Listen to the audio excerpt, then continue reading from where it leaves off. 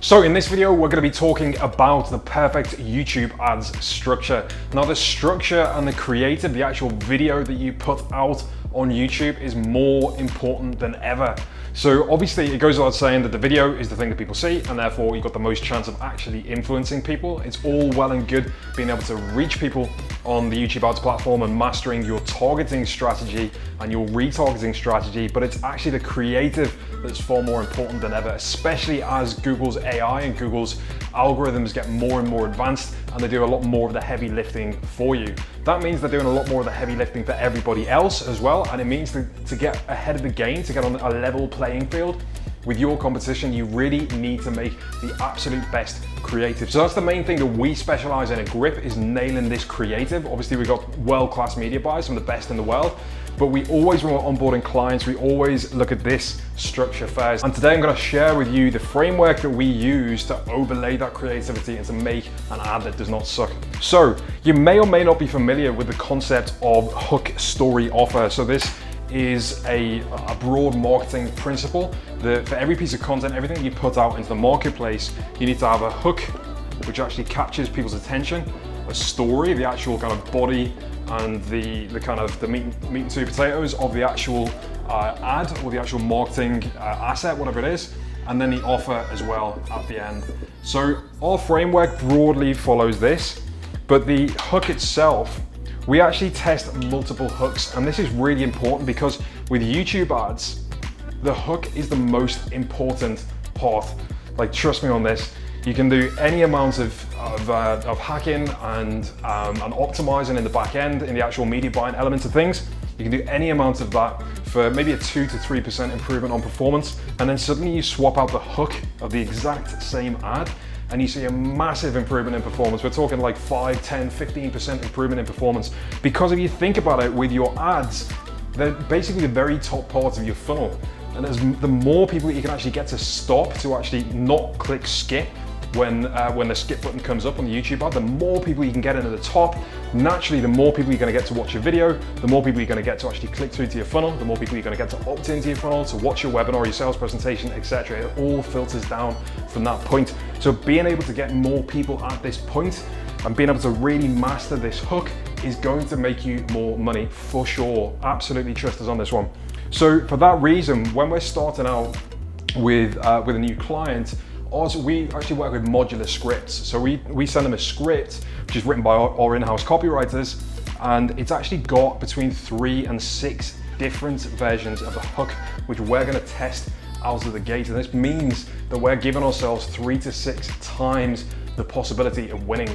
So when making incredible ads, there's a real even split between highly creative messaging and also pure mathematics. So in this regard, we're simply increasing the likelihood, we're covering the board, we're creating more opportunities to be successful. So this is the kind of mathematical elements of, actually breaking up this script and giving it more chances of success out of the gate. Now then the story section, so hook story offer is a very broad term which covers lots of different marketing principles. Now this is where the bulk of your advertising arguments, the actual case that you're making for your opt-in, for your product, for your webinar, for your whatever it is that you're sending people to, this is the core, this is the actual bulk of your actual advertising argument. And the absolute best way to keep people engaged to the end of your ad, to actually get more people who are relevant through to click your offer, is to tell them some kind of story. So stories are how, as human beings, we've learned to learn. So we're told stories ever since we're little children by our teachers, by our parents, to help us understand the world around us, to give context to the world around us. So that's exactly why in advertising we use stories to give context to the product, the service, whatever it is, to actually help people understand what it is and why it's important. This also builds a really crucial relationship between you and your viewer. So it establishes you as an authority and somebody they can trust. So if you think about it, if a viewer comes across your ad for the first time, first of all, you're interrupting them. You're placing an ad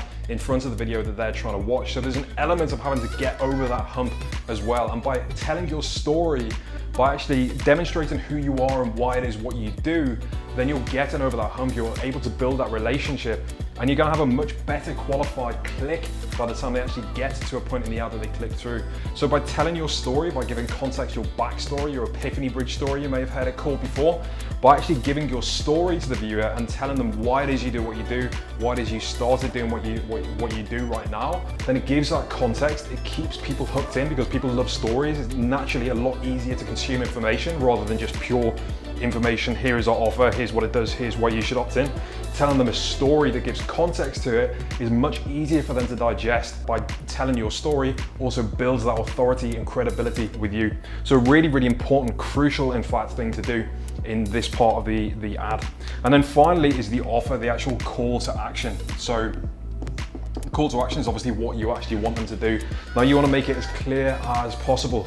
What we found in our testing is the more clear and concise your call to action is, and the more accurately it describes what people are going to see when they get to the page, when they actually click through and get to your landing page, the more accurately you describe what's there, and the more accurately you describe what people are to do once they're on that page, the better your results, the more likely they are to actually take that action. So if your call to action is for them to opt in for your webinar, tell them very clearly, concisely what it is they will get for getting on the webinar, what they're going to learn on the webinar, and to click through and register for the webinar now. So very, very clear call to action.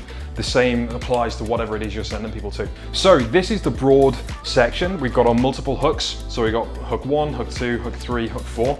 Once we actually get these recorded, then we're going to edit them together, and we're going to have multiple different versions of the ad. As we go forward as well, you know, if we see things that are working well, we start to get feedback on maybe there's a particular part of the video where lots of people drop off, then we're going to start creating multiple core sections too. So different versions of the core. And if we go into our analytics of the video and we see there's suddenly a huge drop off right here, then we know there's something here in the video that we need to fix, or there's something that we need to add to re-engage our audience. Now, one more really important thing that you should sprinkle into your ads at opportune moments, and this varies slightly depending on the ad and depending on just how it kind of fits in the rhythm of the storyline. But generally they sit about 2/3 of the way through, maybe just before the end of the core, or in the call to action section. We can actually break this up into 2 sections as well. So we can have a first call to action and then a testimonial just to reaffirm that people have got results with whatever it is you're doing, and then another call to action at the very end too. So this is really important because again, one of the first things that we have our clients do is go away and gather video testimonials of their existing clients and people who've had success, because again, this just amplifies your results. It builds your credibility and increases the amount of return that you'll get on your ad spend. And then finally, at the very end of our ad, we'll generally add a countdown timer with the actual call to action in text form. So just of a few seconds, because if people have got all the way to the point in your ad right there and they've not clicked through yet, then just giving them a few more seconds at the end to give them the opportunity to, before it goes into the video that they're wanting to watch. If you just give them that countdown timer, 5, 4, 3, 2, 1, we found that works incredibly well right at the very end of the video, just to get those last few clicks and to maximize the amount of clicks that we're getting for our ad spend. If you found this useful, don't forget to like and subscribe down below, and leave a comment to let me know what takeaways you had from these concepts and what you're going to be doing in your own ads to make them more profitable. Also, if you want to get a free copy of the exact ad template that we've used to scale multiple brands to well over $1 million, then take a look in the description below this video. We've left a link there for you to get an absolutely free copy of that ad template. Again, thanks for watching, and I'll see you in the next video.